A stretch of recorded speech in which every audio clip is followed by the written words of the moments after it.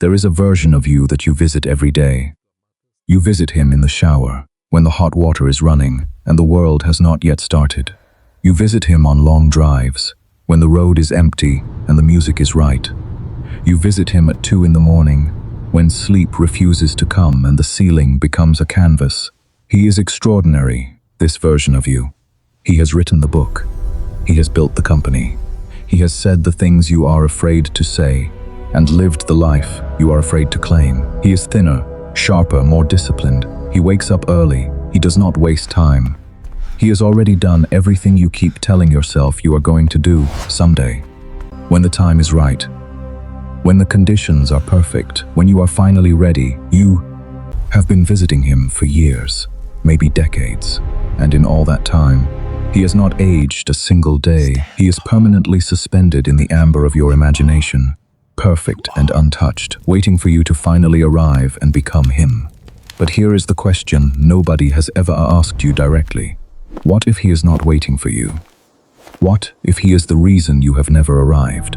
What if the most sophisticated prison ever built for a human being is not made of steel or stone, but of potential, of the seductive, paralyzing, endlessly renewable fantasy of who you are about to become?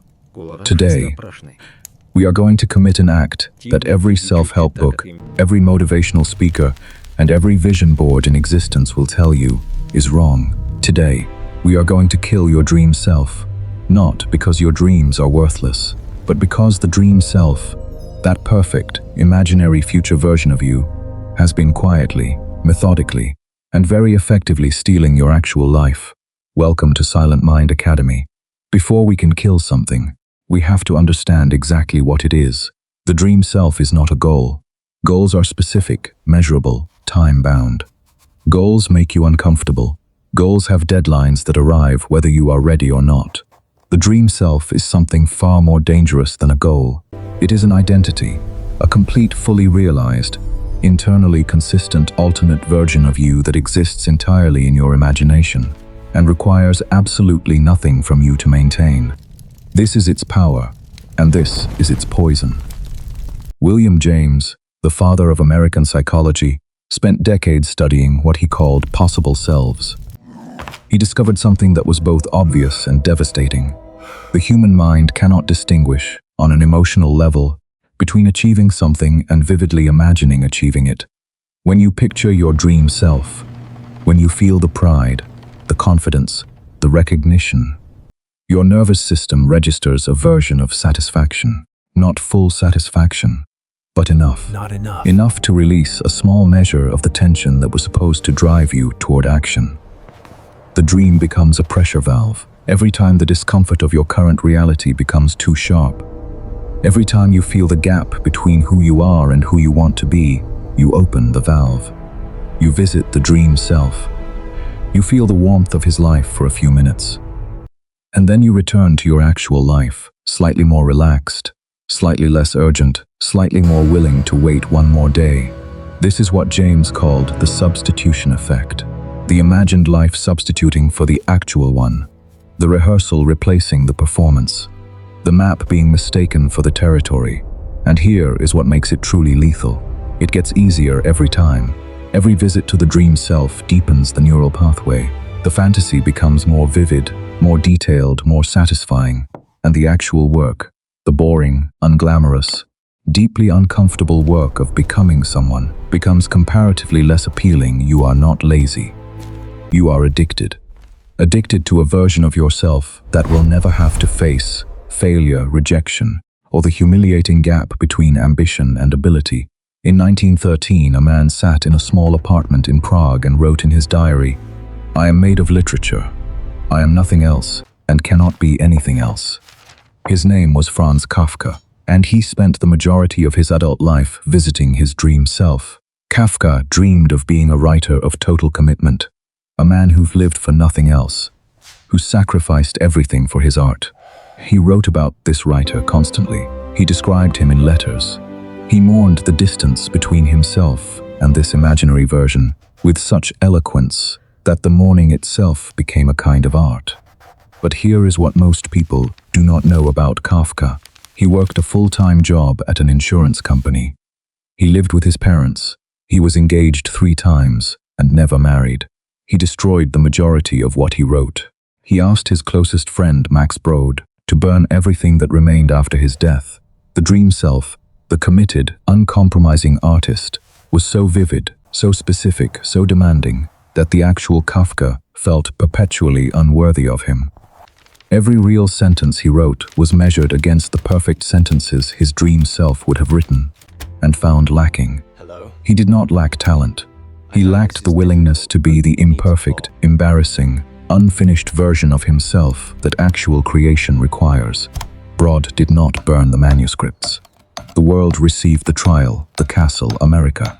Kafka became one of the most influential writers of the 20th century. Not because of his dream self, but in spite of him, the dream self wanted perfection. The actual Kafka gave us fragments, incompleteness, and the terrifying beauty of a mind that was honest enough to show its own confusion. The lesson is not comfortable. The lesson is this: your dream self has better taste than you, and that taste is the weapon it uses against you. Every time you produce something real, imperfect, and alive, your dream self whispers that it is not enough. Not yet. Keep waiting. Keep preparing. Keep visiting. Do not listen. The Danish philosopher Søren Kierkegaard wrote one of the most psychologically precise sentences in the history of human thought. He said, "The most common form of despair is not being who you are, not failing to achieve what you want, not losing what you had. The most common despair is the chronic, low-grade suffering of a person who has spent so long being the audience of their own life that they have forgotten they were supposed to be the actor." Kierkegaard called this the despair of possibility. It is a specific psychological condition that afflicts people of genuine intelligence and imagination. People who can see so many possible versions of themselves that they become paralyzed by the abundance of options. They keep the door open to every possible self, because choosing one means closing the door on all the others. The dream self thrives in this open doorway. He never has to commit to a specific form, because commitment would make him real. And real things can fail. Real things can disappoint. Real things can be judged. The dream self is immune to judgment because he does not exist. Kierkegaard's prescription was brutal and simple. He called it the leap. Not a carefully calculated step. Not a well-researched transition. A leap into the specific, the committed, the irreversible. The moment you stop being a collection of possibilities and become an actual person, doing an actual thing in actual time, the leap is terrifying because it destroys the dream self. The moment you commit, truly commit, not as a feeling but as an action, the dream self loses his power. He can no longer promise you a perfect version of what you might have, because you have chosen. And choosing is the only thing that makes a life real. Here is the truth that makes this difficult. The dream self is not stupid. He is not simply a pleasant fantasy. He is a sophisticated psychological defense mechanism. And he exists because some part of you decided at some point that the risk of trying was greater than the pain of not trying. Think about what actually happens when you kill the dream self. When you put down the fantasy and pick up the actual work, you will be bad at it. In the beginning, you will be genuinely embarrassingly bad. The gap between your taste, which is excellent, refined, ambitious, and your current ability will be visible, not just to you, to others. You will make something and it will not be what you imagined. You will try and you will fail. You will put something into the world, and the world will, in many cases, not respond the way you hoped. The dream self protects you from all of this. He is a shield, not a jailer, and understanding this is the difference between killing him with cruelty and killing him with compassion. You do not kill the dream self because he is the enemy. You kill him because you have outgrown the need for the protection he provides. Because you have decided, consciously, deliberately, at great personal cost, that an imperfect real life is worth more than a perfect imaginary one. This is what Kierkegaard meant by the leap. It is not reckless. It is not naive. It is the most mature decision a human being can make, to choose reality over fantasy, and to bear the full weight of that choice without flinching. There is no protocol here, no checklist, No morning routine that will do this for you. There is only one act, and it must be repeated every single day. You must make the thing smaller than your fear of it. The dream self operates at scale. He writes novels, builds empires, transforms industries. And the scale of his ambitions is precisely what makes him so effective at preventing you from starting. Because you cannot start at the scale of the dream self. Nobody can. Nobody ever has. Kafka did not start by writing The Trial. He started by writing sentences in a diary that he was planning to destroy. Van Gogh did not start by painting Starry Night. He started by making ugly, clumsy drawings of peasant hands that embarrassed him. Einstein did not start with the theory of relativity. He started by spending years as a patent clerk, thinking about light during his lunch breaks. The act of killing the dream self is not a dramatic event. It is not a declaration or a ceremony. It is a very small, very quiet, very unglamorous decision made in an ordinary moment. It is opening the document when you do not feel ready. It is making the call when you do not feel confident. It is publishing the work when you do not feel finished. It is starting the conversation when you do not feel qualified. It is choosing the imperfect, embarrassing, real version of yourself over and over and over again. Until the dream self no longer has anything left to promise you that reality cannot provide. When the dream self dies, something unexpected happens. You do not feel empty. You do not feel lost.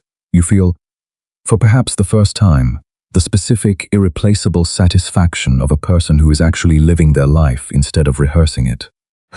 There is a version of you that is not perfect, that has tried things and failed at them, that has published work that was imperfect and survived the imperfection, that has made choices and lived with their consequences, and found that the consequences, however difficult, were survivable.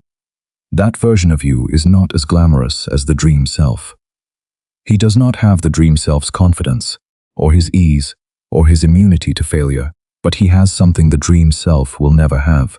He is real, and real, with all its mess and incompleteness and occasional humiliation, is the only thing that can actually be built upon. Fantasy cannot be built upon. Potential cannot be built upon. Only what has actually been done, however imperfectly, can serve as the foundation for what comes next. Kill the dream self. Not with anger, not with shame, with the quiet, steady, irreversible decision to show up as the person you actually are, and to trust that who you actually are, doing the actual work, is more than enough.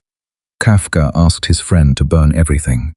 Brod refused, and the world was given something more valuable than the perfect novel Kafka's dream self would have written.